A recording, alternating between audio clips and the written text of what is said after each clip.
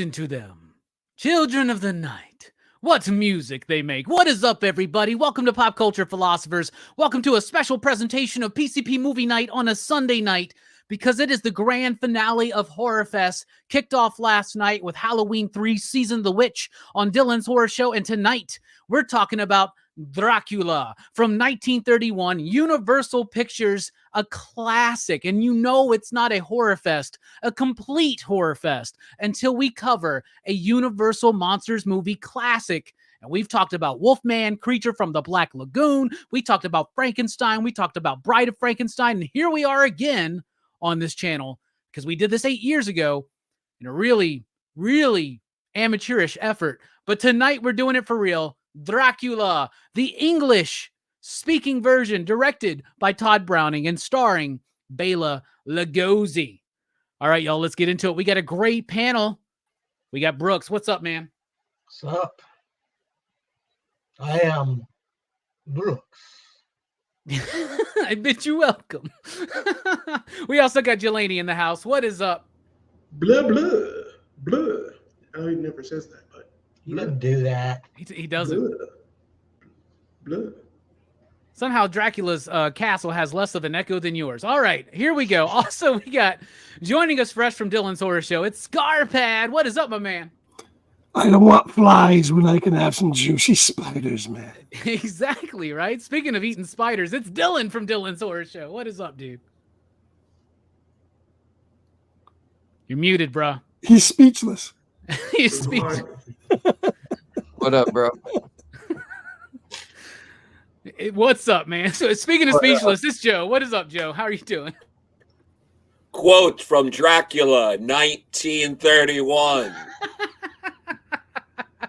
Blah, blah. All right.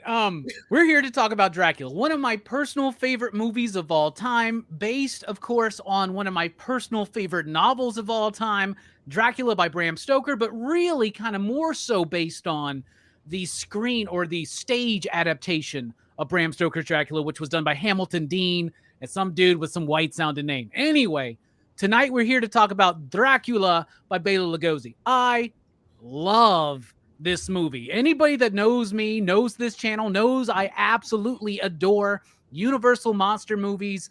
I cover one every single year as part of Horrorfest, and we've done some, and I was like, you know what? Let's take it back. Let's do Dracula, which was kind of the one that really kickstarted it. It was the very first talkie supernatural film. It was directed by Tod Browning. Tod Browning was really a prolific silent film director, especially of themes of the macabre. He did London After Midnight, did a lot of work with Lon Chaney. Lon Chaney Sr. was originally supposed to play Dracula in this, but he died right before they were about to start filming. They got Bela Lugosi, a Hungarian actor who had portrayed him on screen, also, or on stage. Also from the stage production is Edward Van Sloan as Van Helsing.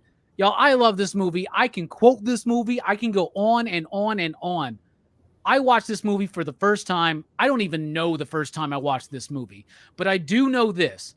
I don't think there was ever a moment in my life where I was not aware of Dracula, right? Dracula is one of those characters, kind of like Sherlock Holmes, hell, even Batman. You never read a comic, never read a book, never seen a movie. You still know who these characters are. And I think it's Bela Lugosi and Tod Browning who made that the case. This movie is one of the most iconic horror films of all time. It was legitimately shocking and sexy and even slightly transgressive for its time. And it gave us all of these tropes that we take for granted now. Spider webs, big staircases, giant castles that are just dilapidating. Armadillos. That's the one that didn't stick. You know what I'm saying? Armadillos and possums and shit like that. But the creatures of the night, spiders, bats, all this kind of gothic, like set dressing that we take for granted in episodes of Scooby-Doo all starts here. Really, I love this film. I can go on and on and on. We got a great show planned. Brooks, and nobody's first time watching it tonight. And if it was, you wouldn't be on this panel. So Brooks, tell me, what do you think about 31's Dracula? Yeah, well, I mean, I agree with you. This movie is like, it's one of the like staple horror movies. Like it's a classic for a reason, you know. This is where a lot of what we consider like, you know, basically the kind of backdrops of horror in most genres comes from, you know. And it's also a great movie. Like I remember I'd seen Dracula like as a kid, but I didn't really give it a rewatch until later on. But I read the book in high school, I remember, and you know this adaptation is a lot different.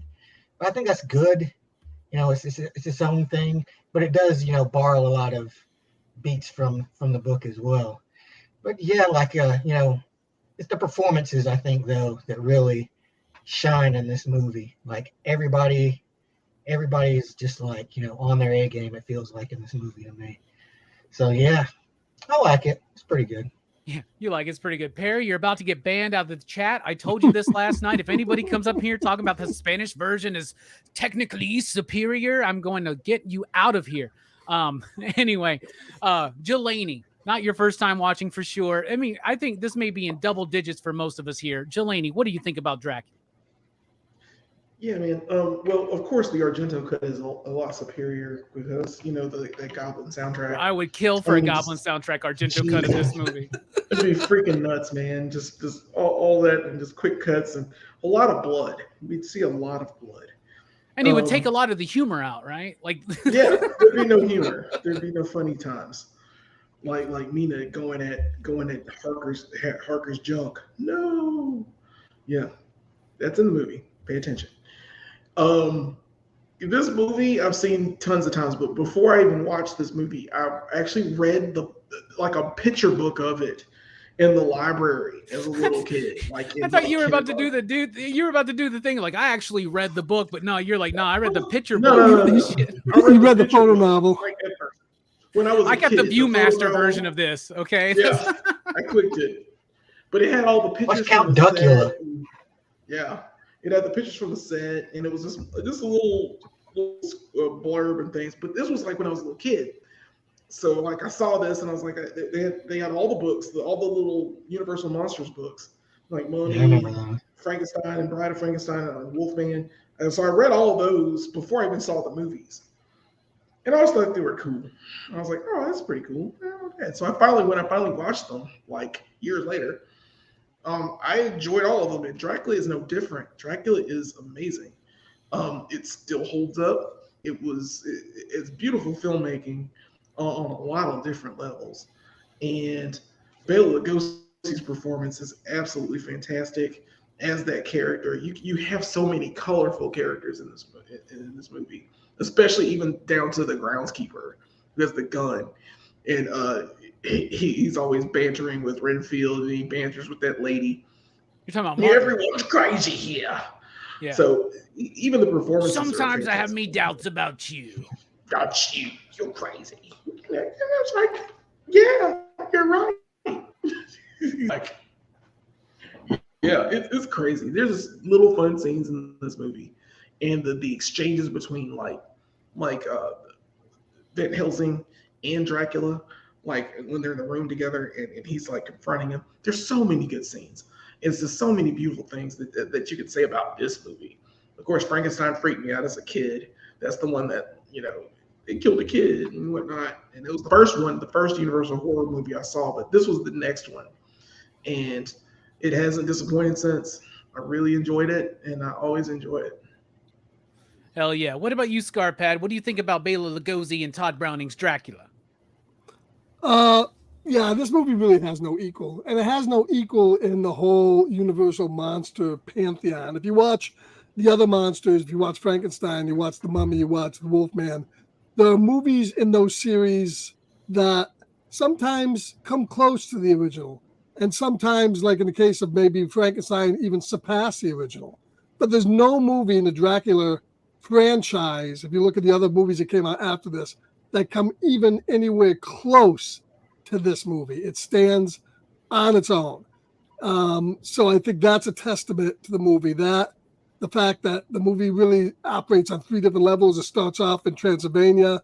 It goes through the whole ship thing with Renfield. And then the latter half of that, the movie, the third, is really the battle of wits between Van Helsing and Dracula. So, I mean, this is the best of the Universal monster movies, and there's no equal to it in anything that came after it, unlike maybe some of the other ones. Hell my yeah. opinion. You know, a lot of the Dracula sequels do kind of stink, you know, but I have fun with like Son of Dracula and House of Dracula, but I will always stand up for Dracula's Daughter. I think that movie, especially for a pre-code movie, that movie's kind of pushing some ground. I really like that. Great thoughts, Scarpad. What about you, Dylan? What do you think about Dracula? Yeah, I absolutely fucking love it. I mean, you know, I grew up watching all the Universal monster classics as a kid, and obviously, you know, Wolfman's my personal favorite, but nothing tops like the atmosphere and Bela Lugosi's, you know, portrayal of Dracula. I mean, his eyes and his look is just so iconic. And if you put this movie on in like you just throw this on in the pitch dark, I'd love to catch this in the theater. Just a pitch black movie, big ass screen. This movie would be so incredible. The set designs, I mean, maybe I know Perry would talk about the Spanish Dracula, but obviously you see these set designs and they look incredible. Perry's been banned. Don't worry about him. Don't even mention him. He's been blocked from the channel, bro. He's gone. What the crap? I warned him. I absolutely love this movie, man. Bela Lugosi's just a legend for this. I didn't know that Lon Chaney's dad was gonna do it. That'd been interesting, but I feel like this set up, you know, the future, because obviously he did, you know, The Black Cat, which is one of your favorites, and you know, Bela Lugosi is just a straight up legend, bro. And he was in Murders of the Rue Morgue. He was in The Island of Dr. Moreau back in He's the day. great in The Black Cat. I just watched that one. The Black Cat was fantastic. Yeah, well, that's Black Cat's my favorite Universal. That's my favorite Universal horror movies, probably The Black Cat. I haven't seen that since I was a kid. I gotta give that a rewatch. God, it's so sadistic for its time, man. Oh, dude, you gotta watch that. Lugosi and Karloff, it's the best of their collaborations. I think so, yeah. Yeah. But yeah, I absolutely love this. It's cool to see I know it's a future one, but Lon Chaney actually did get to become a Dracula, so it's kind of cool that if his father was supposed to do this before he died. Yeah, he had that bad cheesy stash though, so you got I still enjoy it a bit though. He was also the most plump Dracula I think we've ever gotten either. So he was, and that's where Alucard comes from. Everybody's talking about Castlevania and all that stuff. Like that was it took that detective 2/3 of that movie to realize Alucard was Dracula spelled backwards. I think he was drinking a little bit more rum than blood in those movies myself. He was a plump Frankenstein. Lon Chaney Jr., the only actor to play all of the Universal Monster classic original characters. He played the Mummy, though it was Karras and not Imhotep, but he played the Mummy, played Wolfman, the only actor to play that version of the Wolfman, right? Yeah. Played the Wolfman, played Dracula, played the Mummy, and played the Frankenstein monster. So he was a chunky Frankenstein. He was. He was chunky everywhere. Yeah, them baby cheeks, man.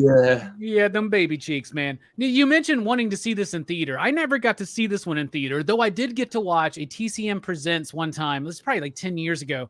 I saw a Frankenstein, Bride of Frankenstein double feature. That was amazing. But I know somebody here has probably seen this in a movie theater at some point, and it's Joe Corallo. Joe, what do you think about this movie, Dracula? Well, actually, I saw this in theaters a couple of weeks ago. It was a double feature with Dracula's Daughter, which I also agree. Dracula's Daughter, pretty good. Obviously, it's not as good as Dracula, but I enjoy it. I think there's a lot of fun. I had already watched Dracula twice this month before we talked about this. And you're like, oh, there was an opening for this one. I was like, well, I've already watched it twice this month, so might as well. Might as well. Yeah, I mean, so I guess I like the movie. I think something really interesting is you could argue that Dracula is the Iron Man of the Universal, horror line for multiple reasons. Because not only that, Universal was in a lot of trouble before Dracula. You had the Great Depression. I don't know if some of you remember that, but there was that whole thing in 1929. It wasn't fun for a lot of people. And then, so you have that going on, and Universal in a lot of trouble. Some like 23-year-old was like run the studio. They had big plans for Dracula. They wanted to do like a big blockbuster, like a Hunchback of Notre Dame, Phantom of the Opera kind of thing. They did not have the money for that. This is a very cheap movie. Even back then, it was cheap, and You can tell. Oh yeah, and the footage. Sets.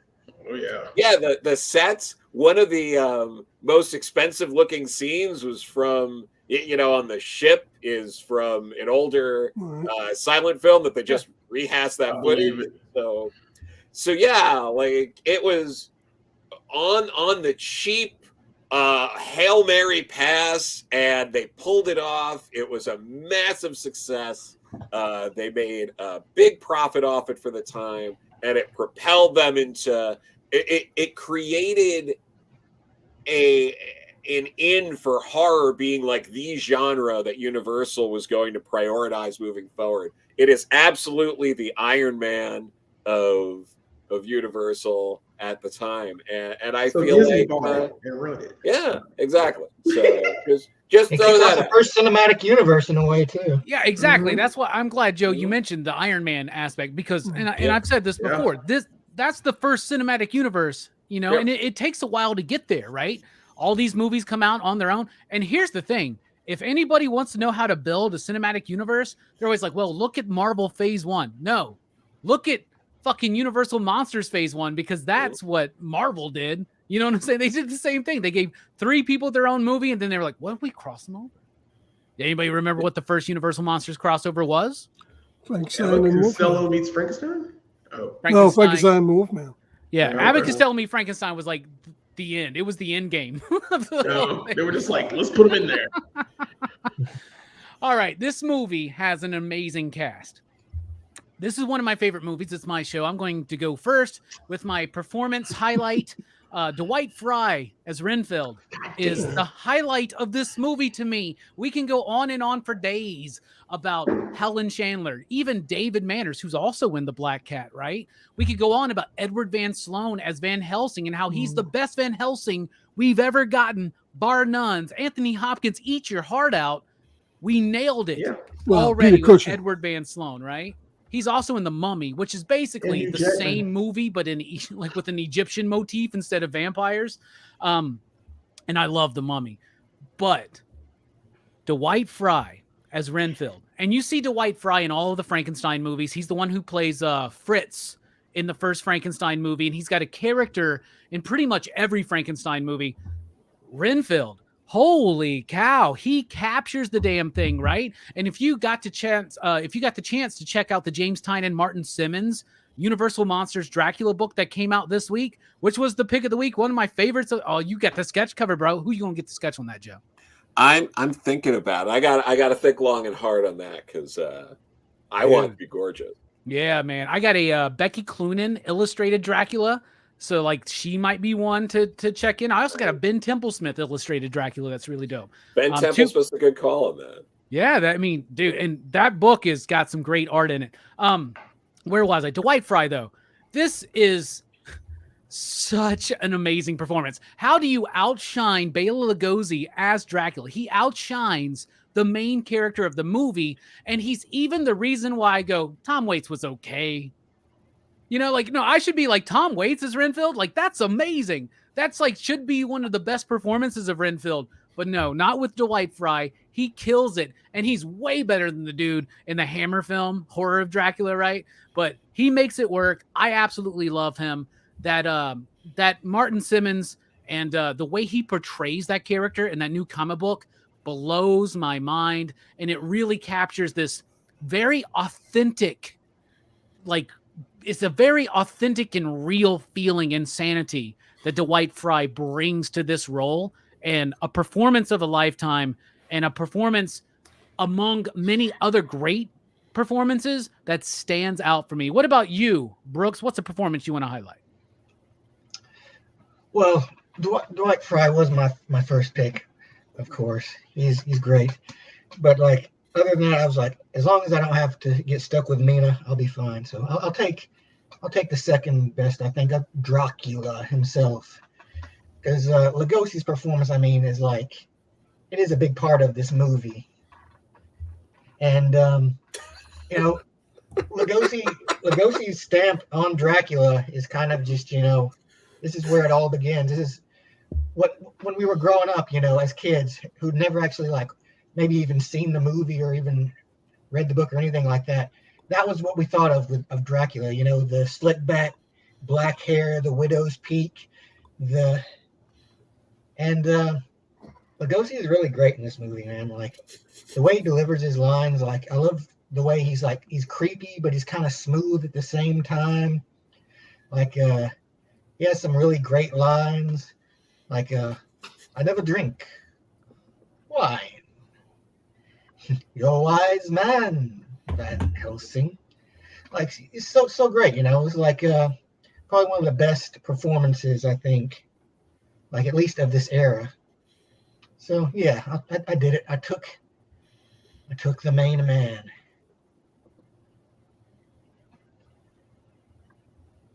You're muted. You're doing it. No, I don't think he's muted. This is. Am I still muted? All right. Yeah, So a good. better line than first of all, you're right. Bela Lugosi carries the movie, and that bit where he is talking to Van Helsing and he's like, "For a man who's not lived a single lifetime, you're a wise man, Van Helsing." But a better line is, "You know too much to live, Van Helsing."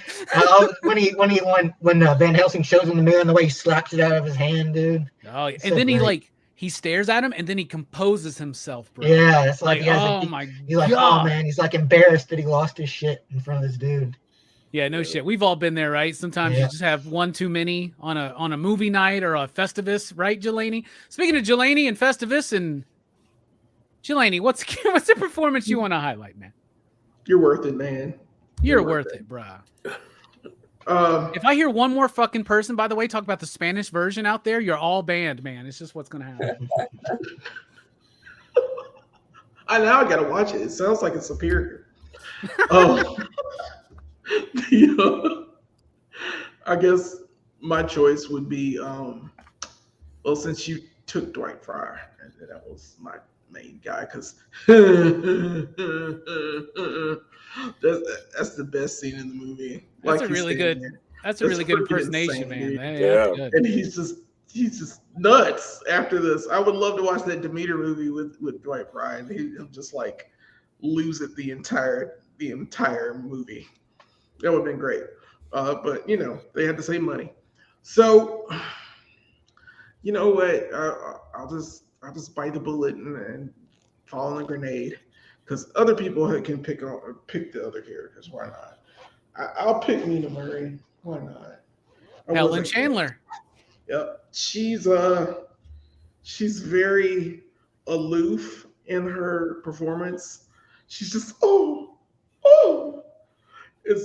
it's like the damsel in distress, but at the same time she is very cunning, and like her eyes, her stare when she's staring at Harker, it's like it's chilling and crazy at the same time.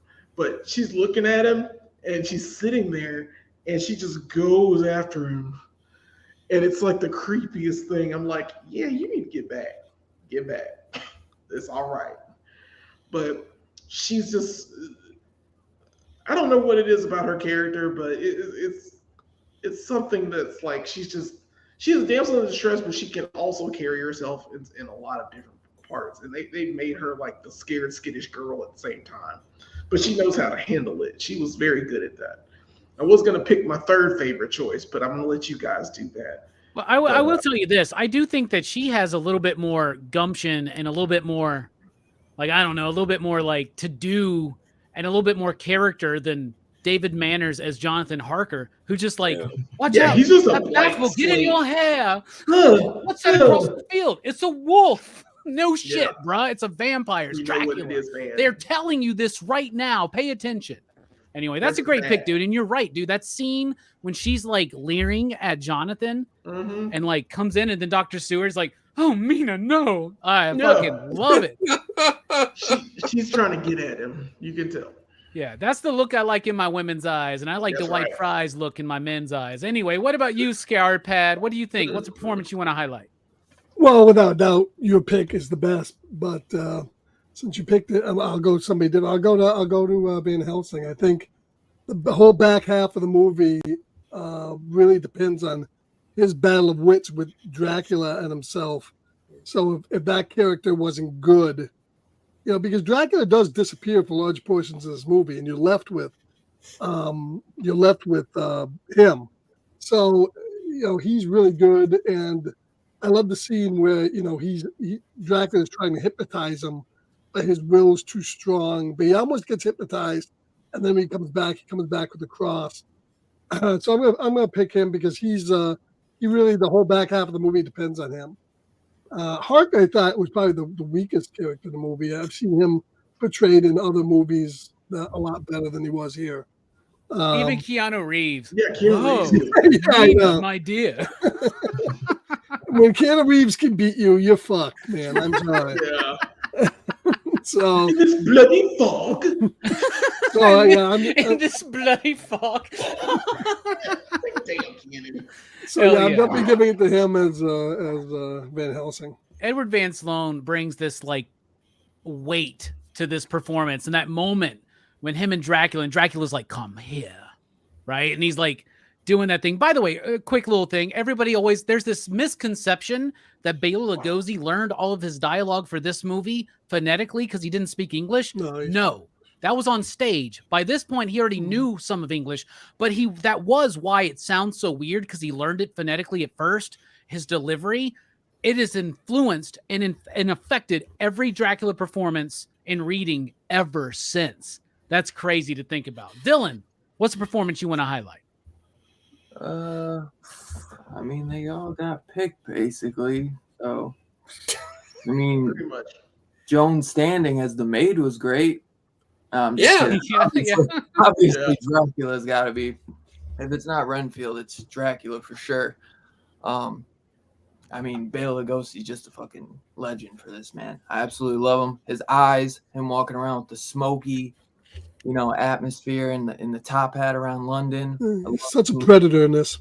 He's just incredible, man. I mean, I think maybe that accent kind of helped him a little bit, because obviously when everybody thinks of the 31 Dracula, you guys all opened with the accent, He's just iconic with it, and I don't think anybody could ever do what he's done. And they've tried plenty of times. Even Francis Ford Coppola couldn't do it. I mean, there's been some decent remakes. I'd say a good thing about that one too, Dylan, is that Gary Oldman doesn't try to deliver the lines like Bela did. Right. He does it even when he does the "I am Dracula" bit. He's like, "I'm Dracula," like he just does it like kind of really quick and yeah. And even if there's a piece of me is like, "Fuck you," I bet you like the Spanish version better. Anyway, and who knows how Chaney would have been? Did the guy ever say anything on film? He was all in silent movies, so yeah, that would have been his first talk. He really don't know how Chaney would have been. It could have been terrible. He would have looked gnarly, bro. I guarantee that. Sure I bet he would have cut off his nose. I bet he would have done all kinds of crazy shit, man. Yeah, he had to try to do something like the Nosferatu, but even crazier. So he would have looked. And Nosferatu didn't talk either. Yeah, Bela Lugosi's like, "I'll pull my hair back." We can Dapper Dan the shit out of that if you want to, but that's all I'm doing. If it would have been Lon Chaney, that'd have been nuts that he went through a whole career of silent movies to end his movie with one talking movie. That'd have been kind of crazy. And especially if it was Dracula. Especially if he wasn't good at it, Yeah, and that's an interesting thought. Is like, what would Lon Chaney's Dracula look like? For instance, there were fangs in the script, but they made them not do the fangs in the movie. So like it makes you wonder what would have happened there for sure. Yeah. So is your pick then what would have happened with Lon Chaney as Dracula? Sure. Or the maid. The maid is good too. So is Martin, man. There's some good ones in here. There's still some good pickings. Plus Lucy's hot, dude. Come on, man. Yeah. I find him fascinating. No, Lucy is hot as hell. I pick Lucy. Lucy in it's so hard for me to pick anybody besides Renfield or Dracula because they're just incredible. I mean, they make the movie. Everybody's great in the movie, but those two are obviously my favorite. Absolutely. You could have also said that your favorite character was Carfax Abbey. We would have accepted that as well. All right, Joe, what you got? What's your favorite performance outside of all the best? Sure. Well, here's the thing. First, I want to say I'm deeply disappointed in this panel for everyone not being like, fuck you, Robbie. I'm also picking Renfield. It doesn't matter because that's far and away. That's the answer. That's Renfield the is answer best, here. but- The other thing here is I can't believe we've gotten this far without anyone referring to Bela Lugosi as based Lugosi. Come on, someone should have said that by now. But I will say Martin in that he is the comic relief of the movie, and he's used just enough, and it works. I think he's just this great over-the-top British guy who just is coming in and just saying stuff that breaks up the tension, and he's used fantastically. But also, the answer is fuck you, Robbie. I'm also saying that. I don't care. Well done. You get the gold star, Joe. Martin's great too. Oh, Fly Eater. Oh, come on. No, Martin, please don't throw away my spider. I love that shit. All right, this movie's got style. It's got structure. First of all, let's talk about the structure. We complain a lot on this panel, on this show, about long-ass fucking movies that don't need to be long. This movie's like an hour and 15 minutes. It goes in, it gets out. It does exactly what it's trying to do. The bit in Transylvania, Act 1, right? Act 2, where they're setting everything up. Dracula's there. He's preying on Lucy. Very truncated from the novel. And like Joe said, they wanted this to be very elaborate and flamboyant. They wanted this to be a huge movie, but they had to cut down the expenses because of the Great Depression and all that stuff. And initially, for instance, 2 people they wanted to play Dracula. They wanted an old guy to play him in the beginning, and then a young guy to play him when he starts feeding on Lucy, and just like in Gary Oldman's Dracula, right? My bad. Francis Ford Coppola's Dracula. Sorry, Francis. So he sells wine. So the structure of it is great. This is an incredibly well-written script that was also, I can't remember the name of the writer, but it's the same guy who wrote Frankenstein for James Whale. A great, tight script that really takes all of these elements and really streamlines it into what is essential about Dracula.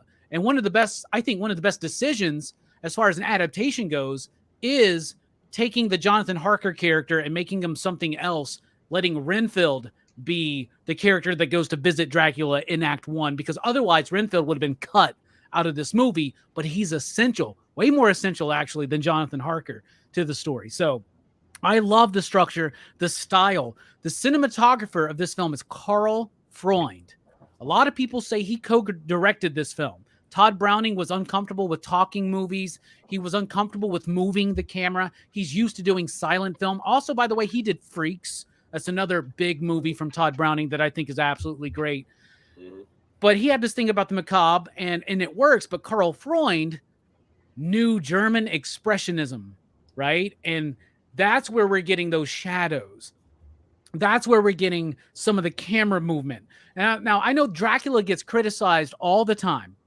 People all the time say, well, the Spanish version is technically better because they move the camera around and do the... You know what? That's all some bullshit, because when the camera moves in this movie, it fucking matters. It's not some kind of weird jerky thing going up the fucking staircase. Yeah, that's cool. It's easy to look at what Todd and Bela and company did and then go, how can we make this more flamboyant? How can we make it more extravagant? Let's do this. I understand what you all are saying about the Spanish version, but when that camera moves here, that scene when Dracula is getting out of his coffin, first of all, the way those hands come out of that coffin, that's the creepiest hands coming out of coffins I've ever seen. When he's standing up in his little crypt or whatever, and the camera's just moving in on him, and he's just staring at the fucking camera. Bruh, that works so much. That moment when Van Helsing pulls out the mirror cigarette case, right? The way the camera moves there. These camera movements mean something, especially at this time. But Karl Freund, the way he lit this, the way he shot it, it is beautiful. He would go on the very next year to direct The Mummy, which is the same movie, but with an Egyptian motif. But it is the exact same movie pretty much. But it's glorious looking as well. Karl Freund has a lot to do with this film. What do you think about its style and structure, Brooks? Well, I mean, it's good. It's the thing about Dracula is the novel was we consider it a classic now, But in its time, it was just kind of like a trashy romance novel. And I think a lot of that is kind of translated into this adaptation as well. Like, the idea of Dracula being this kind of like sexy, irresistible force that can just like steal away any woman he wants. And, but I think they lean a little more into the horror aspect of it than the novel does. Like, they try to make Dracula like a more frightening figure. And, it works because, he strikes that, like Lugosi strikes that good balance of being like this creepy, like weird off-putting dude, but at the same time being this like super dressed up, like undead pimp, So yes, I like the style of this movie. It's got plenty of it. Hell yeah. What about you, Jelani? What do you think about the style and structure of this movie? You're right, man. Like Dracula has some massive drip. That cape, that top hat, that tuxedo he got on all of the time. He is clean. Putting on the Ritz. Yeah, they did not like spare any expense for his outfits. He's got that Riz, right, Jelani? He rizzed up. He rizzed up. The kids would say. He got that Riz. He put it on it. And like the girls be like, ooh, Dracula. He's fascinating. Ooh, I like Love that Dracula. Yeah. Love that Dracula. He's almost like the Tom Atkins of Draculas. I mean, no shit. He kind of gets the babes. They all want him, even though he's like I got $5 thing in the middle of highlight. He's not really look at, but they all love him. He could have went after dudes, but he didn't. So there you go. Dude, let's think about it. He did go after dudes. He went after Renfield. He told those bitches he was like, this motherfucker is mine. Renfield was his lawyer, and he needed him. So his lawyer. Yeah. I've heard that one before. Anyway, go ahead, Jelani. It's such a well-paced movie. It's very quick. I love Francis Ford Coppola's Dracula and how it tells the story that way. Yeah, both these movies I love, like absolutely adore, and plus it has the soundtrack. But it's something about this one, the way it's shot, the way the camera does move in this movie. I have not watched the Spanish version, the Spanish Argento cut. I have not touched it. It doesn't. But I will touch it one day now that everyone's talking so much about it. But I like the stairwell scene. Now I don't know if that was a matte painting or an actual stairwell, but they did an excellent job of making a lot of these shots will be like a big set that's made and then like a glass matte painting, like to extend it, right? Yeah. That's what Harker and Mina were sitting beside. It was a big matte painting of the wilderness, or the background was like the forest, but you could tell because it was like the whole cave line in the middle of it. I'm like, oh yeah, this is a set. So they're like sitting in a room and they filmed it this way, but it still brings atmosphere because black and white, you can't really tell. They're fudging it. They're doing a good job of fudging a lot of different things to make you see what was happening. And you don't have a lot of people in this movie because you had to pay a lot of people. So they had everyone that was necessary. They didn't keep Lucy for long. She was just dead. It's just like, let's kill her. Harker didn't, like you said before, Robbie, Harker isn't there he should be the one that gets seduced by the brides and all that stuff. They don't do that. They just do the Renfield part and get it over with. Because Renfield went mad. It would have been nice to see Harker do that, but that dude was weak. He was weak sauce. Maybe Dwight Fry could have played Harker in some form, and just been the main character to guide you through what's going on. Because Renfield was great, but Renfield's more like the side person, and he should have been in the sanitarium. We got Dracula there, like Tom Waits. But I like how it's streamlined, though. It's still the original novel in a sense, and then you get, or the original picture novel, Jelani. Right? Yeah, the picture novel. Novel. Yeah, well, I read Bram Stoker's Dracula as well, but that was years later. I'm talking about this movie. They nailed it. And pretty much, if you're getting a gist of what Dracula is and where he was, I think the only mistake they made was killing him, because they could have made sequels. And Bela Lugosi would have been like, he's already famous, but Well, he was immediately offered to come back for the sequel, and he turned it down because he did not want to be typecast. So, and yet we all know him as Dracula. He does come back technically, though, just as different people. Yeah. Well, he came back in Abbott Costello meets Dracula. Yeah, he did come back for that. That was the only other time he played Dracula. He plays a Dracula type character in Return of the Vampire, which is a remake of London After Midnight. And who else played him? It was Carradine. So what's the dad's name? John Carradine. John Carradine played him. Lon Chaney played him, and I didn't care for John Carradine's take on it, though. I really didn't. it's okay, right? He's an old wrinkly man. Like, and the first one, the fucking guy gets thrown from a horse. His fucking box gets thrown into a field, and he's dead. I mean, that's it. He's dead. It's done. He doesn't even cross over, really. Christopher Lee, though, of course, is great. Maybe one day we'll be talking about that on a Horrorfest, I believe. We got to do some Hammers, man. We haven't done any Hammers. We did do Hammer. This Horrorfest, bro. We did Captain Kronos, man. Come on, bro. Yeah, but he's a vampire. He's kind of a vampire killer. He's not the same. It's the prototype of Blade, man. Come on. That's what we're doing. Blade! Anyway, I got a Hammer movie planned for next year. It's going to be It's going to be great. Hammers. One that nobody's done yet. Hammers. Scarpad, what about you? What do you think about the style and structure of this movie? Yeah, I mean, the whole movie's style and atmosphere. I mean, that's the whole claim to this movie's atmosphere. And I love all the stuff they do with Matt Payton's in this movie. I mean, the whole beginning where he's coming to Transylvania and the whole carriage scene looks so good. It sets the tone for the movie. And then as soon as he gets there, I mean, that staircase was real, but I think everything else above and around it is not. And that just looks so, it did extend the sets. It just looks so massive and so good. And the whole movie is just, it's not style over substance. It's not substance over style, but they just did it in such a way that it was just the perfect melding of both. And my only regret in the movie, and I think Jelani just mentioned it a little while ago about Dracula dying, is that Dracula died off screen. And I think that's the biggest mistake the movie made, is we don't get an on-screen death of Dracula. He goes to stab him, and then they pan over, and you hear. You don't see violence either. He doesn't bite. No, I don't think you need to see violence, but you don't see still. blood. I think you still need to see a little bit more of him meeting his end, because they've invested in him that long. But that's my only nit with the movie. Otherwise, I think it's a perfect meld of style, structure, and acting, and the atmosphere. It's just the perfect storm of all that. And I don't think any of the other.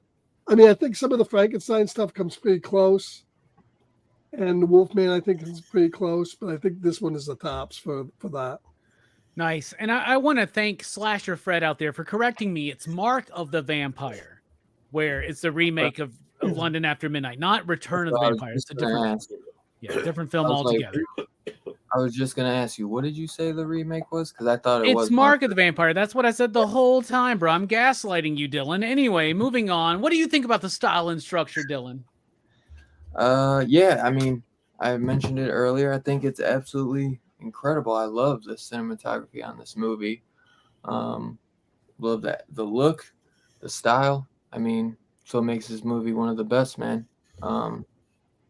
I don't think, like Scarpad said, there's few that have the atmosphere that this movie does. There are some really sweet and reminiscent styles, similar styles like in Frankenstein, but this one, man, knocks it out the park. I love the opening.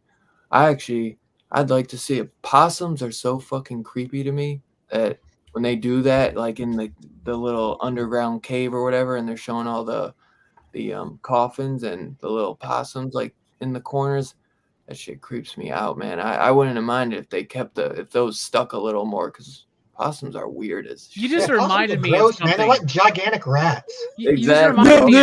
They're not bad eating though. People do eat them. We had a buddy. Disgusting. We had a buddy one time that had a possum come up into their house, and he was all like, "Look how cute." We're like, "That no, bro, that's nasty. Get that out of your house, out of your man. house. It's not a pet." It's like No wash way. your hands, wash everything in there. And You'll I will get tell you this: rabies from you them. just made me think of this. What about the cockroach or whatever, the bugs with their own little coffins? What the fuck is that? Like, it has its own little coffin. It's so stupid. That part is so. When fucking- was that? I don't remember that. Yeah, And there's a no- bit where you see like a cockroach or some kind of bug crawl out of it, like a tiny little coffin that's like set up there. That's in the movie, Scarpat. How high were Like- you, man? I gotta go back and watch. I never saw that. Yeah. I've been watching this movie for 50 years. Nobody's fucking ever noticed that. No, does anybody else remember that? Like, do I have the No. only DVD? Like, I- right? I Y'all- remember You're the seeing only a one. cockroach come out. I just Are you didn't know that gaslighting was us? its own coffin. I do remember seeing a little couch. Sure, I that's not swear, it Joe's has its apartment. own- That's it Joe's has its apartment, own isn't it? coffin. Yeah, it's like Joe's apartment, bro. It's like Joe's graveyard. It has its own fucking coffin and everything, man. I'm not even kidding. Joe, what do you think about the style and structure? Being an editor and writer yourself. No, I enjoy a lot of it. Like you said, you touched on a lot of it already. Like you do at the start of all these discussions, you make all the good points, and then you leave the crumbs to everybody else. But you Start know. your own channel, Joe. God damn it. That's all I should. Then you can do a whole show about Renfield, okay? but no, the like you were saying about like the the cobwebs, the spiders, like all those little dingy sort of touches that everyone's sort of taken from this movie in particular. I love all that. I love that they handled the transformations and all that in like an eerie, spooky kind of way. I feel like a lot of other directors would have done that sort of thing where it's like Bela like creeps behind a tree and then cut, and then there's a wolf coming on the other end of a tree or a bat flying through, and they never do anything like that, which I think is really just great. I think it really elevates the film that way. And because of the way it's done, you can almost make that argument of like, is he really like a vampire? Is it like, is there maybe like, I think there's a lot of projecting and all of that since then from the movies that came out after and where like vampire culture has gone since then. But you could almost make that argument if you isolate this movie of like, maybe some of that stuff is supposed to be more open to interpretation. I do prefer elements of Nosferatu to this. I know it's not like a comparison, but like the creepy shadow work, actually seeing Nosferatu get killed on screen, like that scene in particular, and when he gets up and it's just like propelled when he's on the ship like that, like those two scenes, I feel trump a lot of what we see in Dracula, but overall Dracula has all the other stuff going for it, Like sound. But I'll actually add to that, it uses sound very minimally. There is very little. I know we're going to get into music, but there's a lot of absence of like sound and music throughout most of it. It's very creepy and just little sounds. Yeah, it uses make up the silence majority of it. very well, I would say. Extremely well. It's almost like he mostly made silent films. It's almost like it, right? Like that was what he was comfortable with. There's even a silent version of this movie that's actually pretty cool if you can find it online. Yeah. It's actually really cool. I wish they would have put it on the Blu-rays and stuff, because it adds like there's an element, like there's something about Nosferatu, Phantom of the Opera, Vampire, which is one of the creepiest films to me. Those silent films, they feel so removed from my experience. They feel otherworldly because it feels like it's another dimension shot. Like when we film shit out in space and we get our first footage of Pluto or Jupiter or Neptune or some shit like that, and it's kind of creepy, right? Because there's like, I don't know. Where am I going with that? You're right though. Nosferatu, big influence on this movie. They were very much aware of that film, and they were kind of trying to replicate it, but I guess for a different type of thing. But yeah, Nosferatu and Vampire, that's another really great silent vampire movie that atmospherically, like, oh my goodness, there are like these transitions and fades in Vampire that like fucking chill me to the bone. Brooks, what do you think about the music in this movie though? It was pretty good. The only piece of music I really remember is the opening, which is just that Swan Lake song. Yeah. I kind of associate that with Dracula. Like da da da da da da da. Yeah. Yeah. So, and like, this movie does rely a lot on letting the quiet moments, kind of. It feels kind of like a stage play almost in a way. In that way, how like you have these like characters like like not quite overacting, but acting, being loud, and having a background noise would kind of, I think, diminish that a bit. So I think they used the soundtrack pretty sparingly, so it doesn't really stand out for me as much as most other soundtracks might. I'm sorry, Shalani, what do you think about the music in the film? Damn. Brooks, great point, by the way. Great points. It's very muted. It has its no music sound. Yeah, there is no music in the film, There's y'all. no music Like sound. there's Swan Lake and there's the opera theme, like the opera music, but like there's no music in this film. Movie. I was doing I could have swore there was like a couple of moments where there was like a bit of score. No, there's only two. Well, I will tell you this. In 1998, Philip Glass did a score for this movie that I like the music, right? And if you're reading Dracula, like the photo book or something, if you're reading the picture book of Dracula, if you're on the Viewmaster or something, or even if you're reading the novel, Jelani, you can listen to that score and it's really cool. But if you actually watch, and it's on most of the Blu-rays, it's on this one right here. If you watch it with the Philip Glass score, it's really fucking obnoxious because it never fucking stops, man. It just never stops. It doesn't lead into the silence, right? So Brooks, I was doing a bit, but you nailed it right there. It's the silence that carries it, right? It's the lack of music. What about you, Jelani? What do you think? Yeah, there's no music in this movie, but I did watch a copy. I saw an Aguilar or something version a few years ago, and then like these people put in music and it was colorized, and it had its moments, but it was overbearing. Like it shouldn't have been there. Like there were a lot of places where like it should be a silent moment, and it's just like, I'm like, no, you don't need to do that. That's unnecessary for this movie, especially because it has its own atmosphere. It doesn't need music. It doesn't really care for you to like jump in and understand where it is. It would have been nice for like maybe the carriage ride back to the castle. That would be nice to have music there. Like if only we would have had dun dun dun dun dun dun dun dun dun something like that. Yeah, but that Swan Lake song is good. I like that song. And it makes me think of it makes me think of Tchaikovsky as a horror composer, right? Like it really does. They use the same theme in the beginning of Mummy, Mummy, like the very next year. And it's that epic ass version of it. The bum bum bum bum bum bum bum bum bum. Yeah, it's one of the reasons why I learned. That was one of the first songs I learned how to play on the synthesizer and keyboard and piano when I was learning that stuff in middle school. What about you, Scarpad? What do you think about the lack of music, I should say, in the film?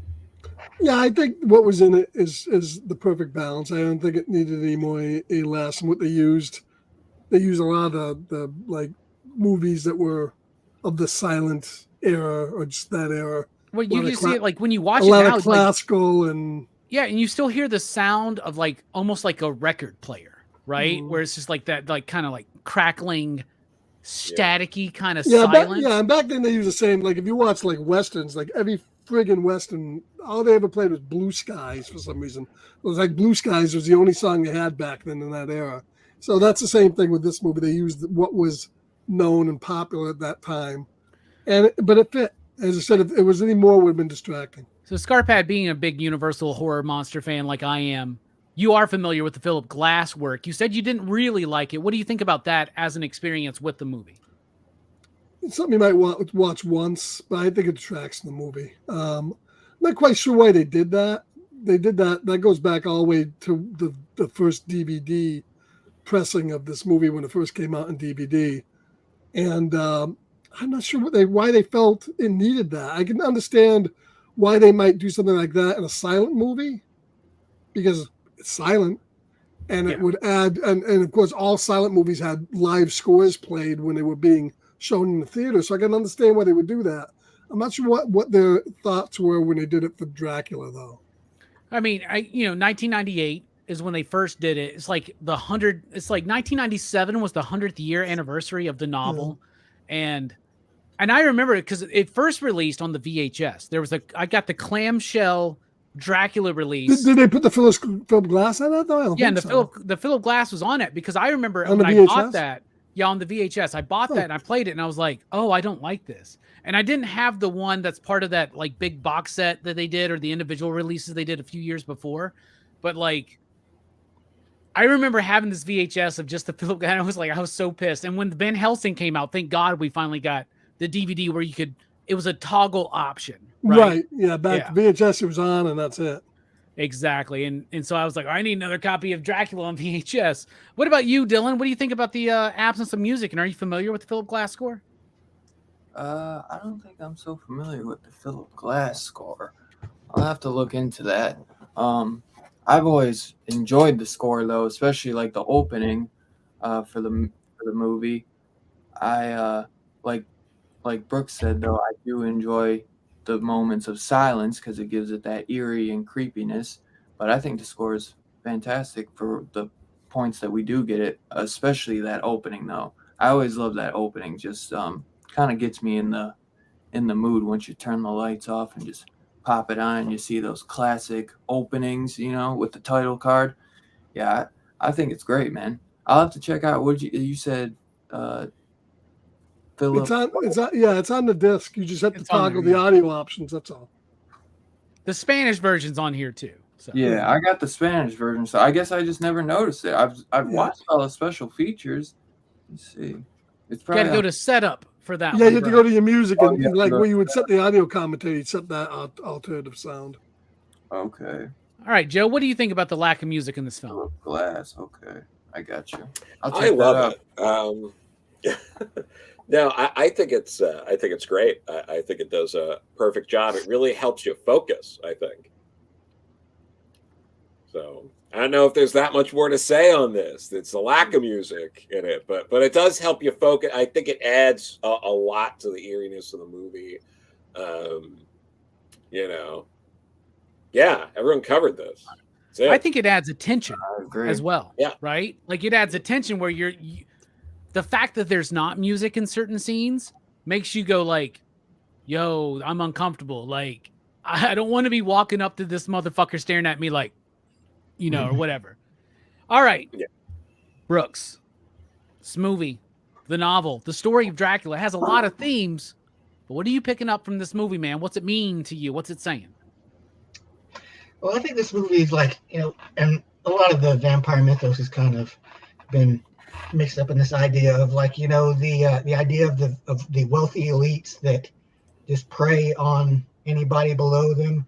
These kind of like unyielding, like untouchable forces beyond our control that can just prey on us, and the idea that, that they can just come out at night and, and snatch you away. And also this idea of like how the old world and the new world, Dracula's been around obviously for a long time, but he's just been in the same place, he's never, it doesn't seem like he's had much, desire to go anywhere. He has his spot, he has his hunting grounds and he's stayed there. But like at this point, he's ready to move on into the new world. He wants to see London. He wants to see, the big cities.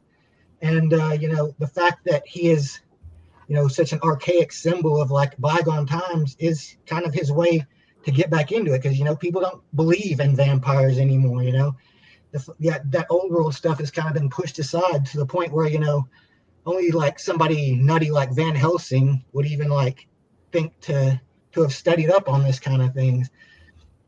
So, it's kind of funny, how he like, he finally goes out and he runs into the one dude who knows exactly what he is. Yeah, no shit. 8 years ago, we covered this movie, and I asked a very, let's just say, inebriated and under the influence, Brooks, what does this movie mean? And you looked at me and you go, what was the question? And I said, what's the movie mean to you? And you were like, being immortal. Be careful what you wish for. I'm glad that now you've made it about the man again, Brooks, and it gets really on point for now. Jelani, what about you? What's this movie speaking to you? I don't. Was I even on this video? Did I do this with you? Yeah, you said it was about how bad it. You said I learned in this movie that if you just walk with purpose, you can get anything you want. Yeah, I agree with me. It's all about the swagger. You also It's said, basically "Don't the go Riz. in that castle." I would have never been in that castle. Hell no. It's dark as hell. It's dangerous. You know what? I go with You everything. would have gotten on that carriage, dude. Past me. I I was was gonna on the carriage. I mean, I would those listen guys- to every villager that would have shown up and said, "Hey, you probably don't need to go up there." Be like, "Dog, you probably right."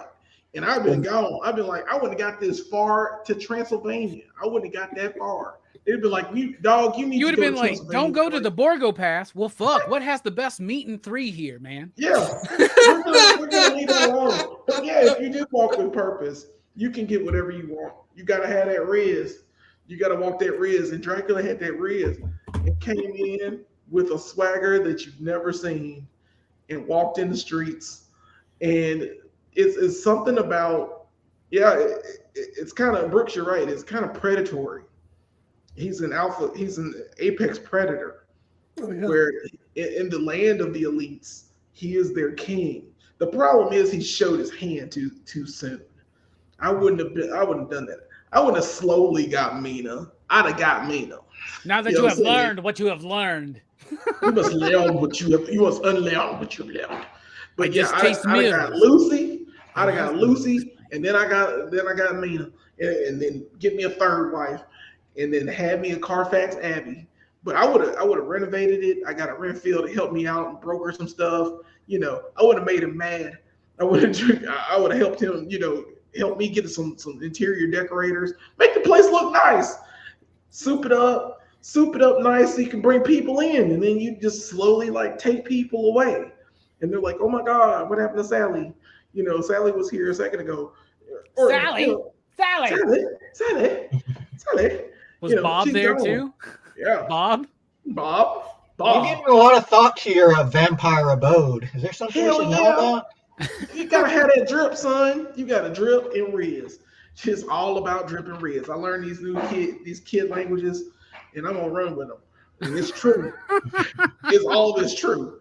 All of it's absolutely true. So yeah, walk with purpose. That sounds good. And sounds like some shit I would say. And don't go in the Carfax Abbey. I wouldn't have gone into the castle or Carfax Abbey. It's the same place. Pass. You wouldn't have been anywhere near this movie, bro. Anywhere in this movie. Nothing would have happened where there's no scenario that would have gotten me into that house. You would have been trying to figure out what restaurant had the best steamed dumplings, man. That's what me too, man. What about you, Scarpad? What's this movie saying to you? I think as soon as I saw the bat driving the fucking carriage, I'd be out of it. So, bat's driving the carriage. There's not a guy. I There's say not a guy in the driver. seat anymore. I say The driver turns out to be Dracula. Something's wrong. You go in and this dude who looks like fucking Dracula has fucking 3 hot women. Something's wrong. So something's wrong. Man. Something's wrong. Get the hell out of it. I think it's still all about power. Dracula wants power. Power over women. Power over men. Power over the villagers. Power over everybody. You know, he moved out of his native Transylvania. Obviously, they were wise to him, getting ready to stake him. Moved to London, you know. It's all about power, and he meets somebody in Van Helsing who is the check to that power, and gets sloppy in the end because, I mean, he's just standing there. And the thing is, if he didn't like show himself in the castle at the end, they would have never found his box. It was buried under there, he basically leads them right to the box. So, I mean, he got sloppy. He was taken by that one woman. He could have had any of them. He had all of them. But he was taken by Mina. Mina wasn't just a woman to him. It was a source of, he had to have her. And he had to beat Van Helsing, and that was his doom. So it's about power. That's really good points. What about you, Dylan? What do you think? What's this movie saying to you? I guess when you got a bunch of villagers telling you that there's vampires and to not go up to the castle because they're gonna be sucking your blood and killing you, then you might want to fucking listen to them because they've been living there for a long time and they probably know what's what. True. But yeah. If only those poor don't be fucking ridiculous. If only those poor fucking kids in Texas Chainsaw Massacre had somebody to be like, every horror movie they say, don't go there, don't go up there, don't go Dumbass. in there. Friday the You're all 13th. gonna die. Texas. You're all gonna die. Yeah, In Texas. Means You go walk in nothing. somebody's house in Texas. it's a silly Go walk on a damn superstition. Means Yeah. nothing. line. No. Hell no. Pass. Listen to people who know better. That's a good one. That's a good message. What about you, Joe? What's this movie saying to you?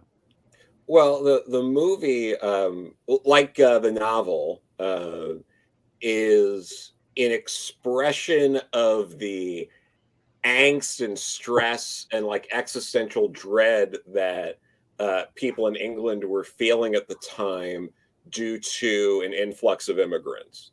You had tens of thousands of Jewish immigrants coming to England and London at the time.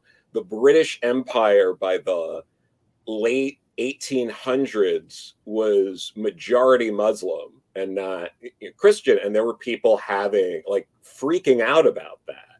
And this movie is about a guy moving there from Eastern Europe who has multiple wives, who is repelled by the cross. Like this is all, it's all built around the xenophobia and the stresses around that. Down to the blood sucking, because a person's blood is their, like, that's tied to nationalism. You can't separate that. It's like your English blood is literally, these people are coming to our country and they are literally, if you fall under their spell, you're not English anymore. You're becoming assimilated to their culture. Renfield represents that submission, and by submitting to another culture and joining in this other culture, he is looked at as insane. You abandoned what it is to be British to follow, this Hungarian immigrant, women who, and all of these things that are going on there, and it's all there. And it's does this weird thing where it's like kind of in your face, but also subtle enough where you can just enjoy it as a horror, like a novel and stage play and movie. Yeah, I find it interesting how Dracula has to have like a box of soil from his homeland before he can go anywhere. He has to. He can only live places that he has to bring it there. Like it's again that symbolism of they're literally bringing their soil here, and all of that. It's really interesting. Joe, I love you so much, man. I mean, you're right, dude. I mean, it's about the external force coming into a community, right? And I love that. Yeah, you're right, especially of the time that it's being developed, right? And Bram Stoker, what was his intentions? Very much. I mean, this is there. What you're talking about, right? Irish Catholic guy, exactly, right? So we could talk for hours about that, right? But then there is like it gets recontextualized as the decades progress, and it's any outside force, and so like eventually we pick up not just the xenophobia of the movie, but the homoeroticism in the movie, the polyamory in the movie. Right? The multiple wives, multiple partners, like, and all this kind of shit, right? And anything that's new and different and how that it can affect a community. And obviously this movie's painted in light, like it's a villainous force. And we can look at it now and be like, no, this is about like prejudices that existed back then. Yeah. We can dissect that and shit. What I like to think about this movie is what I said 8 years ago. So I'll elaborate on that. To me, the crux of this movie, to me in my personal life, is when Van Helsing says, and he says this in the book too, the power of the vampire is that no one will believe in it, right? The power of any actual opposing evil force, or a force of, let's say, in your life personally, of, I don't know, addiction, maybe the wrong partner, maybe the wrong career, maybe whatever the fuck you're dealing with, you, me, we refuse to acknowledge the power that our, whatever it is, our Dracula, our vampire, we refuse to acknowledge that it exists, and it overpowers us and it takes us over. I've got family, I've got friends, addiction overpowered them. We've lost them. They're gone. Depression overpowers them. All these people have one thing in common. People that have partners that have ruined their lives with the wrong partner. People that have ruined their lives sticking near their family when they shouldn't have, not being able to be who they truly are. It's because when we ignore the actual issue, we give more power to that issue. The more people that avoid the idea that Dracula's a real force in their lives, the more power Dracula's going to get. I think this is a biblical thing even, right? Like the greatest lie Satan ever told the populace was that he didn't exist, or some shit like that, right? That is very true to me in this movie. And anything that's sucking the life out of us, don't ignore that shit. Don't act like it doesn't exist, because it does. And you need to get the fuck out of there like Mina Murray. Or are you going to be like the lady in white, like Lucy? You know what I'm saying? And then very shortly after, you're going to be Jelani, taken from the lady in white. Anyway, so that's what I think. Time now to rate the film out of 5 possible you digs for Dracula. What do you give it, Brooks? Kick us off. You out there in the chat, let us know what you think. Well, I mean, I'm gonna give this one a 5. Like, this movie is like great. I'm always like, I can watch this movie anytime.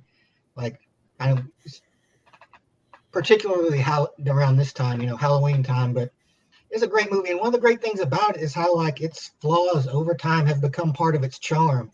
Like, the matte paintings and the fake bats and all of that is like it. You see, it's kind of like cheesy and fake and everything, but it's also part of like what makes this movie what it is.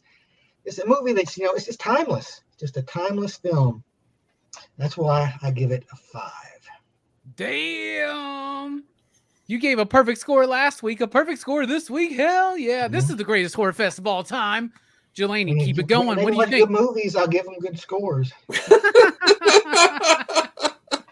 Fair enough. I guess it's me. Well, of course, this is a staple. This is a timeless classic. Brooks, you're right. It has certain flaws, but yeah, I mean, you have to watch this movie. It's one of those have to, just like you watch Frankenstein or Creature from the Black Lagoon or Wolfman. All the Universal monster movies are freaking. I mean, not Abbott and Costello meets Frankenstein though. But it has its moments. That's a perfect movie as well, bro. Okay? That's a fantastic movie. Don't ever charge an Abbott and Costello. Yeah. We'll ban you too, bro. Like, you'll be out as quick as I'm pretty sure the Spanish version of this Spanish version of Elvis. That's the new bit, isn't it? It's no longer the Argento cut now. Now that we've done the Argento cut, it's like Abbott Costello cut. We're building up to the fucking Spanish cut. You gotta watch the Spanish cut of Dracula. But oh yeah, and one more thing, quick review of the BBC's miniseries Dracula. That's next week. That's next week. That was absolutely terrible. I know, but I'm still gonna give my review. It's absolutely terrible. It comes in 3 parts, but it tells the similar story of Dracula coming to America. It was on BBC like a few years ago. I think it was on Netflix as well.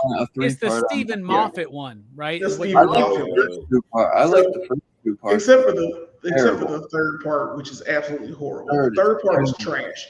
But the 2nd part is pretty good because it's the ship ride is the Demeter ship ride, and it's the cargo thing. And the cargo the people are on different things. So Dracula in this kind of thing is he drinks the blood of his victims and he gains their knowledge. So like he killed a woman just to learn a different language. He was like, I don't know how to speak that. I need to kill her, take this language. By the third one, which is the shit third part, she's basically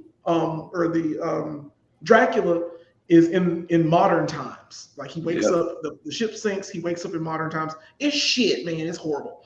But he realizes that he is not afraid of crosses. He had been drinking blood of all of these superstitious people for years, and apparently their superstitions of the cross and all the things impacted how he is. So he's not immune to anything. It's just the superstitions that were placed upon him. And that was another theme I wanted to go into. But it's the things that you take in, like you said, Robbie, your addictions, the things that bring you in. But still, I do not suggest you watch this miniseries. It is trash because of the third act, the third part. This movie, however, is awesome. I give it a 5. You see, I was wondering if that was leading somewhere. Yeah, that was it. Did you see Last Voyage of the Demeter? No, I haven't. I heard it wasn't that good, but I'll try. I enjoyed it, but it wasn't. It wasn't this. If you like part 2 of the ship, I like the ship. I've heard mixed things about it, but one thing I did hear is that it would be better with Dwight Fry. That's what I heard. I don't know. Everything's better with Dwight Fry. Well, I can see why they didn't go with Renfield because he's, what can you do with him? He's nuts. Yeah. Speaking of nuts, Scarpad, what about you? What do you give Dracula from 1931 out of 5? Well, I would just like to say, before I go ahead and rate this film, I want to talk about Leslie Nielsen's performance in Dracula Dead and Loving It, because all right, Scarpad is gone because that's the one Mel Brooks film I do not acknowledge. I'm just kidding. I give it a 5. No. Did you have something to say about Dracula Dead and Loving It? Just a 5. I refuse to believe that Mel Brooks made that movie. It's like Blade 3. It never happened, man. But what's the movie? It was pretty bad. We did watch all those and it was trash. Dracula Dead and Loving It. Brooks, Dylan, you've seen that. I don't think so. We watched every Mel Brooks film. I had to watch that and had to endure it. I'd probably black it out if I saw it. It's the ones I haven't seen. It sucks. All right, so 5 you digs from Scarpad. Do you like Dracula Dead and Loving It? Oh, no, yeah, I've seen that, yeah. It's no Repossessed, but... Which is better than Exorcist Believer, you say, right? Oh, absolutely. Almost anything would be. Well, you know what's not better than Exorcist Believer? Halloween Ends. Speaking of Halloween Ends, this biggest fan is Dylan. Dylan, what do you think about Dracula? What do you rate it out of 5, you digs? Halloween Ends is better than Exorcist Believer. I give it a 5, though. All right, we got Dylan out of here too, man, because I will not tolerate shit like that either. No, I'm just kidding.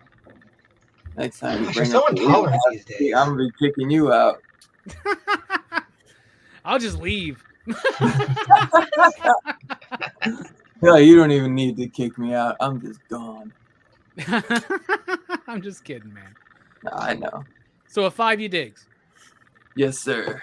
You know it's a classic, man. You can't give this nothing below a fucking 5. There's no way, man. It's this setup, like Joe said, man. This, which I actually really like that analogy. This is like the Iron Man of the Marvel universe, man. This sets so much up to come, man. And I never thought of that too. Like Frankenstein meets Wolfman. It's kind of like, you know, a little mini Avengers movies with the Universal Monsters movie. I like the way you put that, man. Yeah, dude, this movie set up so much to come, and as Joe said, it probably helped save Universal, man, from, you know, a lot of money they were about to be in debt of, or, you know, just those rough times.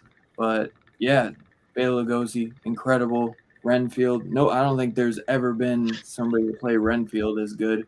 I think maybe that Nicolas Cage movie. He was decent, but obviously nothing compared to this, you know. I still want to see that, man. I haven't seen that yet. I like that. it feels like in the future, in anything, in all the remakes, they use like Jonathan Harker's position as and like switch him out as Renfield almost, and then they give Renfield like a lesser like part in the movie. Like he's always just crazy in the hospital eating bugs. Unless I'm just thinking Because of that's how it was in the book, right? Yeah. So, Oh, really? Okay. Yeah. Yeah. Yeah, I haven't read the book since I was like. yeah, in the book, it's Jonathan Harker that goes to see him, and Renfield is just like No. Dracula's It's a footnote. familiar. Yeah. Okay. So kind of Francis Ford Coppola's is a little more. That's probably one of the It's the more closest. accurate Dracula Okay. adaptations. Though the I need to watch sexiest that Dracula again. is Frank Langella. We can all agree on that, right? Like that's the Yeah. he's got that Sure. fucking 70s white boy fro or whatever that fucking He's is he's the most romantic of them And all he's too. I don't know. You can't beat that. The guy who played Blackula was pretty good too. Marshall. You know, and the guy that plays him in Dark Prince, Dracula Dark Prince, which was like a TNT made for TV movie about the actual Vlad the Impaler, and then that same dude, his name is Rudolph something. He played Dracula in Buffy season 5, episode 1, Buffy Right. versus Dracula. I Like like Dominic him. I Purcell? think he's the sexiest Dracula, to be honest. He's just But some pimp named Lasat.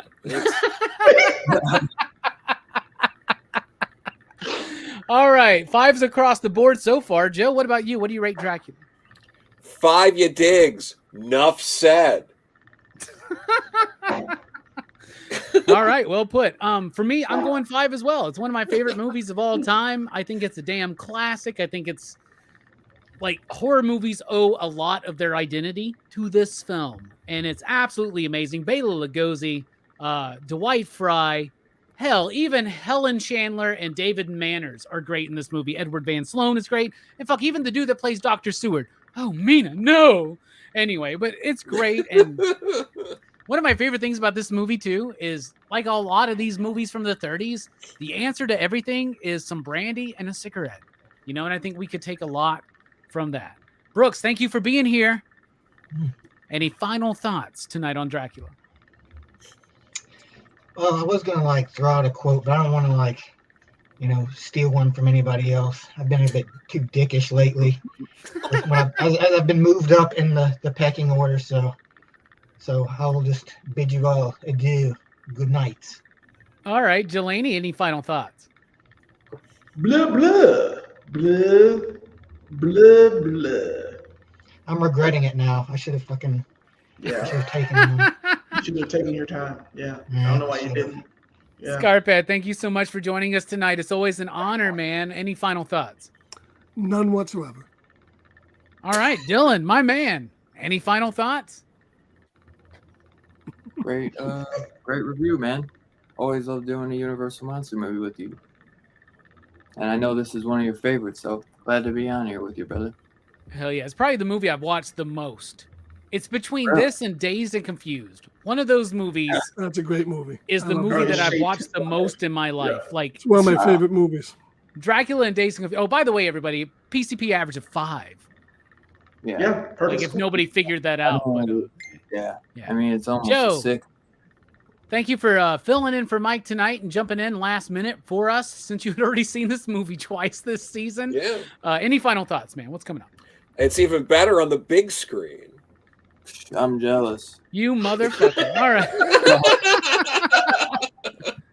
Horrorfest is not over. The grand finale. Almost over. Yeah, it's almost over. The grand finale starts tomorrow night again with Saw, the entire franchise reviewed here on PCP Movie Night. All 10 Saw films reviewed. It's going to be me, Brooks, Jelani, Manny, and Steph. We have all subjected ourselves to 10 Saw films over the last 2 months. Shit, And I don't watched think this Saw show is in going to like- go quite as y'all anticipate. Even though that is the big grandiose grand finale for PCP, Horrorfest lives until Halloween. So on Halloween night, join Verno and his guests over at Blood Splatter Chatter as they talk about Rob Zombie's Halloween, which is not a good movie to end Horrorfest with. But you know what? I love you, Verno. You can review a shit movie if you want to, man. That's how you want to do it. I'm doing the Saw franchise, so what can I fucking talk about? So the Saw franchise, tomorrow night, 8 p.m. Central Time, Tuesday night, Halloween night, Blood Splatter Chatter, Halloween, and then Saturday, Horrorfest never ends on Dylan's Horror Show. We'll be talking about The Lighthouse. So check that out as well. All right, and for my final thoughts, I'll just say, what's a quote I haven't used yet? The spider spins his web for the unwary fly. The blood is the life, Mr. Renfield.